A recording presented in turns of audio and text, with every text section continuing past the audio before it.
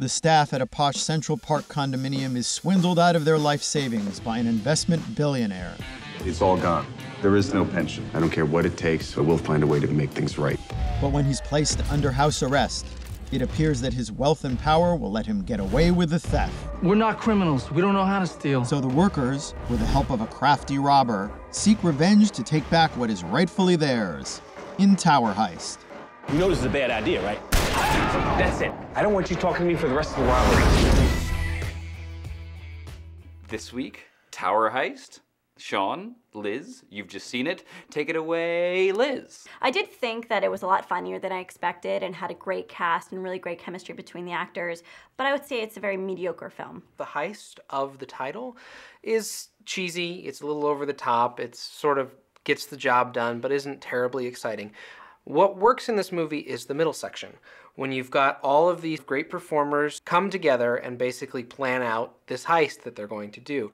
What I like about this film is it takes what you think is a substantial example of stunt casting and it turns it on its head. It's a lot of fun to see these performers play off each other. Casey Affleck and Matthew Broderick and Eddie Murphy, they're all very funny in this movie with a lot of quips and one-liners. They're spouting off at each other, and there's some extremely funny scenes between Gabourey Sidibe and Eddie Murphy.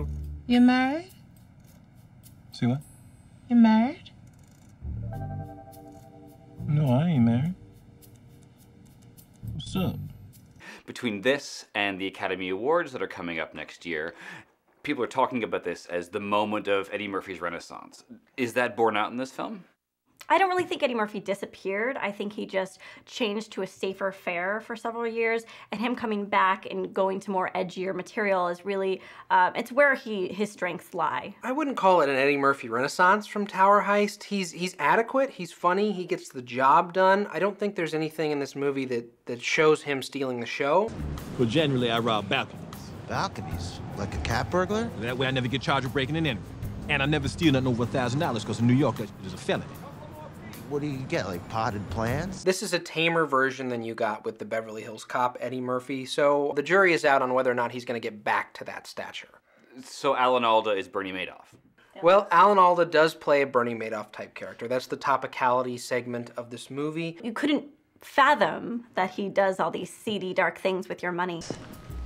Agent Denham, that is a 1963 Ferrari 250 GT Lusso, owned and raced by the coolest cat who ever lived, Steve McQueen. This was his baby, and now it's my baby. Well, this car will eventually be sold at auction with the rest of your belongings. I don't think we've gotten far enough away from the Bernie Madoff schemes to analyze it in a serious film, let alone a heist comedy. So it seems like a strange starting off point for a comedic film. Using a topical story like Bernie Madoff makes you feel for the characters a little bit more. By the end of the film, I actually got swept up in the story, and I started supporting the characters and kind of cheering for them and their trials and tribulations against this Bernie Madoff character. Well, I think that about sums it up. Time for the verdict. Go ahead and grab those tickets. It was better than I expected. Tower Heist delivered a few really good laughs and a great cast. Stream it. It's not a great caper movie, but the charming cast does provide some laugh-out-loud moments.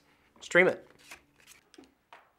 So that's 2 half tickets for Tower Heist, which is a stream it. Cheers. Cheers. Let's go off and steal something. What do you say?